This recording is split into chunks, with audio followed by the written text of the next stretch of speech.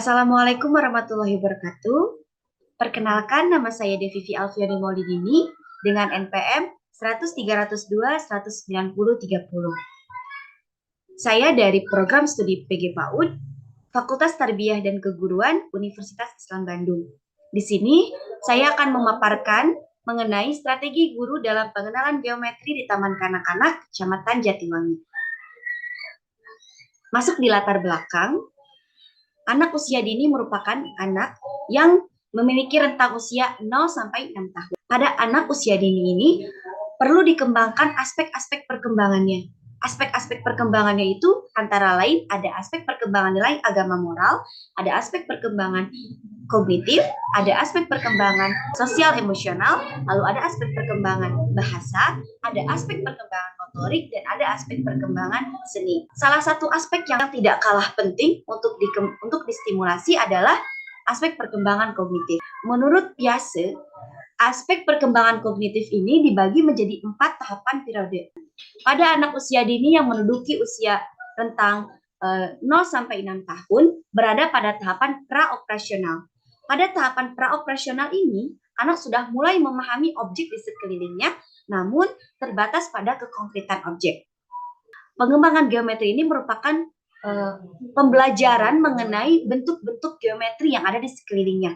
Ini merupakan tahapan awal anak untuk dapat berkembang pada pembelajaran dan pengenalan pada kehidupan selanjutnya gitu. Pada tahapan ini tidak ditutup kemungkinan bahwasannya guru berpengaruh penting dalam pembelajaran, yakni agar pembelajaran tersebut dapat mencapai tujuannya dengan cara strategi pembelajaran gitu.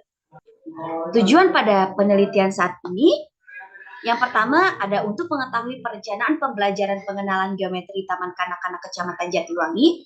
Lalu yang kedua, untuk mengetahui metode dan teknik belajar yang digunakan guru dalam pembelajaran pengenalan geometri Taman Kanak-kanak Kecamatan Jatiwangi. Dan yang ketiga, untuk mengetahui faktor yang mempengaruhi pelaksanaan strategi pengenalan geometri di Taman Kanak-kanak Kecamatan Jatiwangi. Grand teori yang saya pakai pada penelitian saat ini ada pada buku Strategi Pembelajaran Inovatif Kontemporer karya Madewena. Strategi merupakan pendekatan pada pengelolaan kegiatan pembelajaran dalam menyampaikan materi yang digunakan pendidik untuk mencapai tujuan pembelajaran. Pada strategi pembelajaran ini, yang pertama poin itu ada perencanaan pembelajaran. Perencanaan pembelajaran itu termasuk pada pembuatan rencana pembelajaran, lalu yang kedua pemilihan dan penataan materi, yang ketiga ada media pembelajaran, yang keempat ada interaksi peserta didik dengan media pembelajaran, lalu yang ada bentuk belajar mengajar, ada pembuatan catatan kemajuan siswa, dan yang terakhir ada meningkatkan motivasi. Lalu pada poin yang kedua ada metode dan teknik pembelajaran yang dilakukan oleh guru. Subpoinnya ada penggunaan metode pembelajaran. Yang ketiga ada faktor-faktor yang mempengaruhi strategi pembelajaran pengenalan geometri. Metode penelitian yang saya gunakan pada penelitian saat ini ada menggunakan metode deskriptif dengan pendekatan kualitatif. Data yang saya ambil melalui 12 guru TK di Kecamatan Jatiwangi.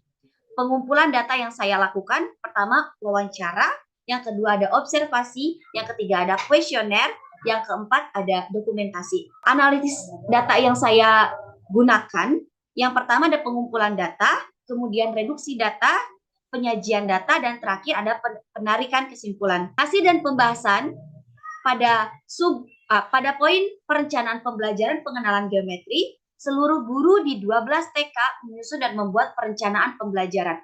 Perencanaan pembelajaran ini meliputi RPPH atau Rancangan Pembelajaran Harian, kemudian ada RPPM, Protak, Prosem, dan lain-lain. Lalu ada pemilihan materi. Seluruh guru di 12 TK itu memilih materi pengenalan geometri itu memperhatikan kompetensi dasar ataupun KD dan tingkat perkembangan anak.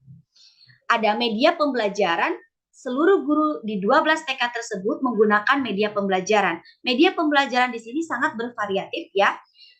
Ada beberapa sekolah yang menggunakan media pembelajaran balok geometri, kemudian ada Fajel, dan lain-lain. Ada interaksi peserta didik dengan media pembelajaran. Interaksi peserta didik dengan media pembelajaran ini, anak-anak merasa gembira dengan pembelajaran yang dilakukan oleh gurunya. Lalu ada bentuk belajar mengajar. Sebagian besar menggunakan model klasikal. Hanya satu sekolah yang menggunakan model pembelajaran berkelompok. Selebihnya itu menggunakan model klasikal. Model klasikal ini sangat masih sering digunakan karena model klasikal ini terpaku pada teacher center, yang berarti berpusat pada guru, bukan berpusat pada anak. Lalu ada pembuatan catatan kemajuan. Pembuatan catatan kemajuan ini keseluruhan guru melakukan proses penilaian. Proses penilaian ini dilakukan pada saat setelah anak melakukan tugasnya gitu. Pada akhir pembelajaran pada hari itu.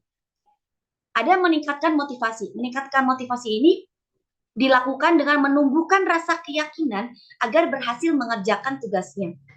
Lalu ada penggunaan metode pembelajaran. Penggunaan metode pembelajaran ini keseluruhan guru merencanakan metode pembelajaran. Metode pembelajaran ini dilakukan guru agar dapat belajarnya itu lebih bervariasi gitu. Selanjutnya ada faktor-faktor yang mempengaruhi strategi pembelajaran. Guru memperhatikan karakteristik dan kebutuhan anak serta lingkungan sekitar. Kemudian, guru juga membuat kompetensi dasar yang dirumuskan sesuai dengan karakteristik anak. Materi pembelajaran ini sesuai dengan waktu yang telah ditentukan. Guru juga memelihara sarana dan prasarana belajar dengan baik. Kesimpulannya, perencanaan pembelajaran ini disusun dengan lengkap.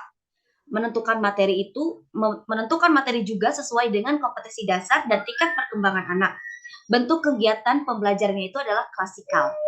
Selanjutnya, guru menggabungkan metode pembelajaran. Metode pembelajaran yang digunakan guru itu ada metode bernyanyi, metode bercakap-cakap, metode pemberian tugas.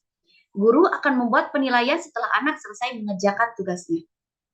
Selanjutnya, saran saya pada penelitian selanjutnya itu dapat meneliti lebih lanjut mengenai pengenalan geometri anak usia dini dengan berbagai variasi dan literatur yang lebih mendalam guna pemahaman lebih lanjut.